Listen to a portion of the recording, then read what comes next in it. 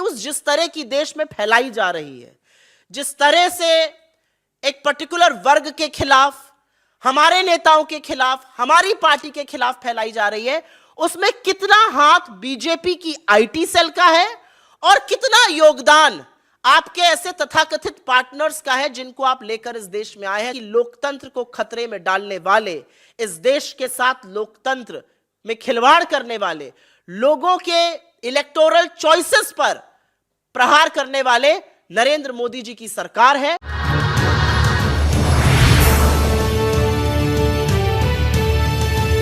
जैसा कि पवन जी ने कहा कि जो अंतरराष्ट्रीय साजिश की बात करते हैं, वो देश में रहकर देश के खिलाफ अंतरराष्ट्रीय ताकतों से मिलकर साजिश कर रहे हैं और उसका पर्दाफाश लगातार हो रहा है। जैसा कि पवन जी ने कहा, शुरुआत कैम्ब्रिज एनालिटिका से हुई थी और कैसे उसने भाजपा के लोकसभा 2014 और 5 राज्यों में भाजपा की सहायता करी थी। फिर पेगासस का मामला सामने आया जिसमें विपक्ष के बड़े नेताओं पर, सुप्रीम कोर्ट के न्यायाधीशों के इर्द गिर्द, इलेक्शन कमिश्नर्स के आसपास और अपने ही लोगों पर जासूसी कराई गई।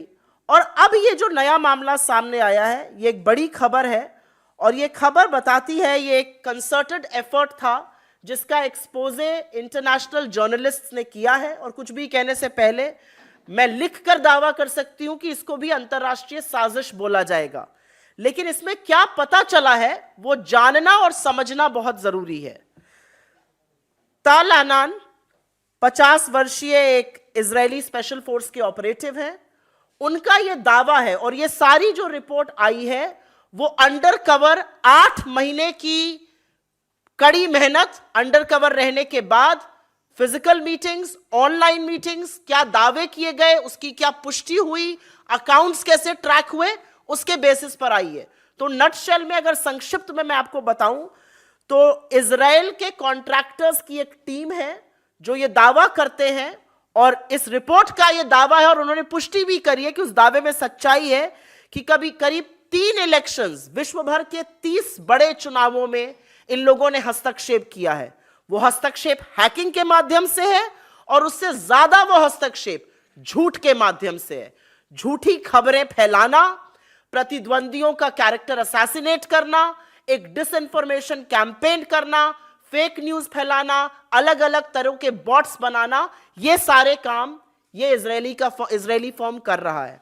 इसके फुटप्रिंट इंडिया में भी मिले हैं, इंडिया में भी इसका इस्तेमाल किया गया और आपको सबको पता है कि बिना सरकार की सहमति हुए इसका इस्तेमाल नहीं हो सकता है। अब मैं आपको बताती हूं कि ये क्या क्या करते हैं।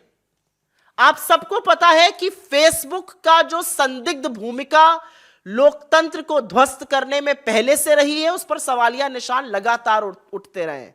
लेकिन ये जो फर्म है, जिस फर्म की हम बात कर रहे हैं, इसको टीम ओरे, शायद इसे प्रोनाउंस किया जाता है JORGE, I think in the dialect there it's called ओरे।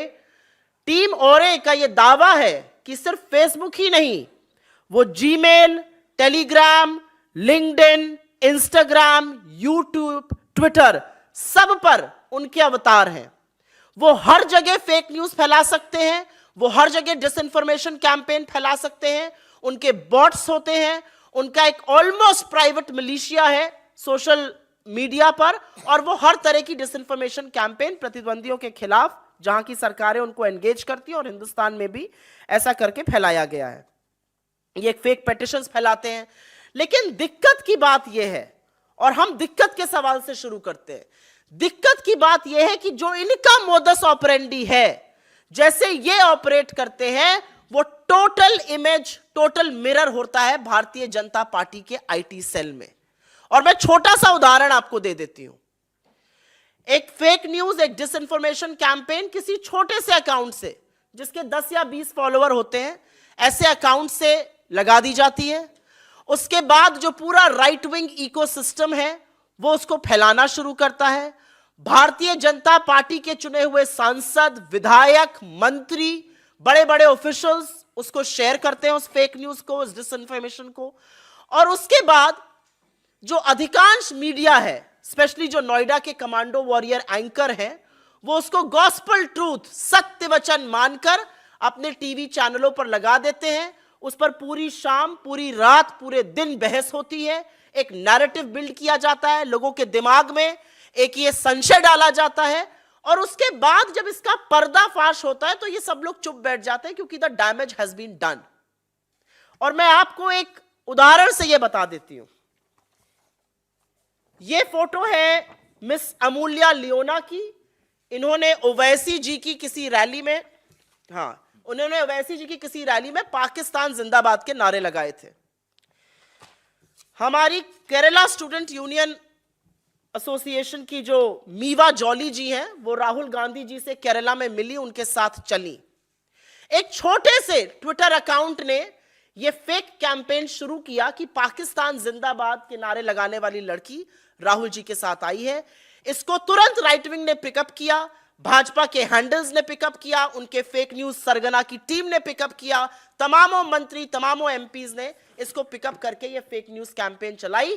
फैक्ट चेक जब हुआ तो सच सामने आया।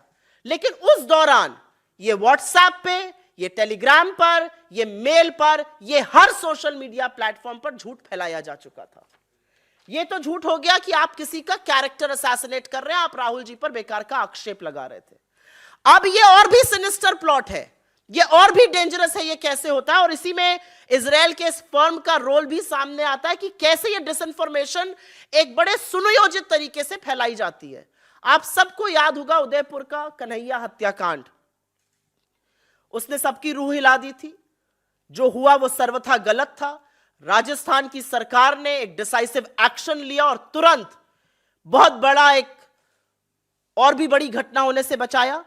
लेकिन आपको अगर याद हो तो राहुल गांधी जी का वायनाड में दिया वो स्टेटमेंट, किन्हीं लेफ्ट एक्टिविस्ट ने उनका दफ्तर आके तोड़ फोड़ किया था।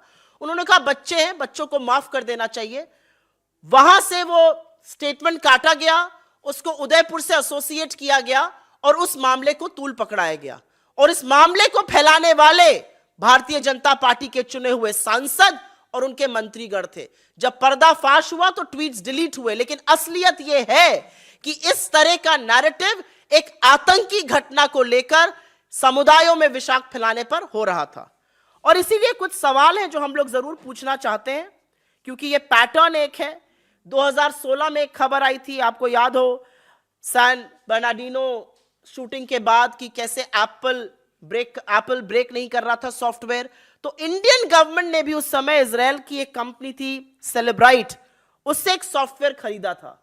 तो बहुत सारे सवाल हैं, लेकिन संक्षिप्त में हम सिर्फ कुछ ही सवाल आपके सामने पूछना चाहते हैं। सबसे पहला सवाल यह है कि इतनी बड़ी खबर आई है कि एक इजरायली फर्म 30 जगह चुनावों के साथ हेरा फेरी करता है, हैकिंग करता है, डिसइंफॉर्मेशन कैंपेन करता है, जिसमें भारत भी शामिल है। मोदी सरकार की ओर से चुप्पी क्यों है?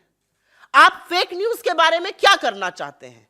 आपको फैक्ट चेकर्स से इतनी दिक्कत क्यों है? फैक्ट चेकर्स को आप जेल में डालते हैं और आपका पीआईबी फैक्ट चेकिंग जो है वो अगर सवाल पूछिए तो उसको झूठा साबित कर देता है। दूसरा, पेगासस पर अभी तक सरकार की ओर से कुछ नहीं बोला गया। यह अलग बात है कि सुप्रीम कोर्ट के सामने जो कमिटी थी उसने कहा कि सरकार ने इसमें सपोर्ट नहीं किया था।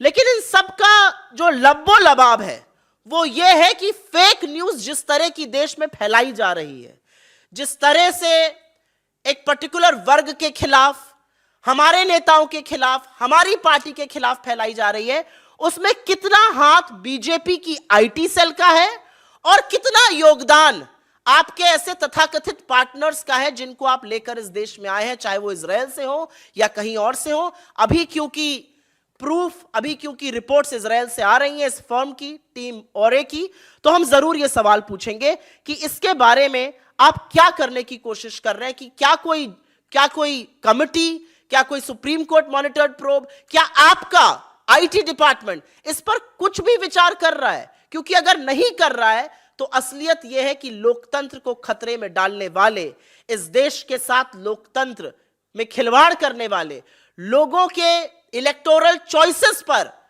प्रहार करने वाले नरेंद्र मोदी जी की सरकार है। और यह सरकार इतने सुनियोजित तरीके से यह कर रही है और इसमें मदद ऐसी कंपनीज की ले रही है जो फॉरेन कंपनीज है, जिनको हमारे चुनाव में, हमारी डेमोक्रेसी में, हमारे लोकतंत्र में इंटरफेयर करने का कोई भी मतलब नहीं है।